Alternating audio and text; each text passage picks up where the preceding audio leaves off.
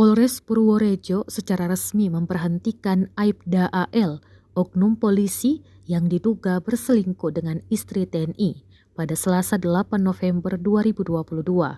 Aibda AL disebut berselingkuh dengan AF, istri Serda AA asal Tegal. Upacara pemberhentian tidak dengan hormat atau PTDH dipimpin langsung oleh Kapolres Purworejo, AKBP Muhammad Purbaja di halaman Mapolres Purworejo, Kecamatan Banyurip, Kabupaten Purworejo, Jawa Tengah.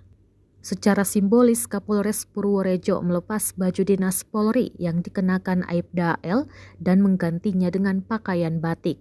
Aibda AL tampak tertunduk lesu menerima SK pemberhentian saat prosesi upacara PTDH berlangsung. Aibda AL adalah anggota kepolisian yang bertugas di Babin Kamtimas Polsek Loano selama 17 tahun. Ia diduga menjalin hubungan asmara dengan istri anggota TNI berinisial AFA yang juga menjabat sebagai salah satu perangkat desa.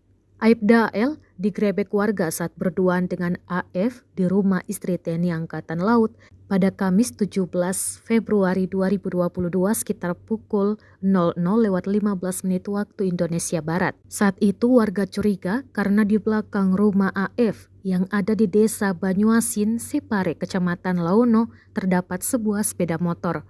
Warga pun berkoordinasi dengan warga lain tentang kecurigaan tersebut.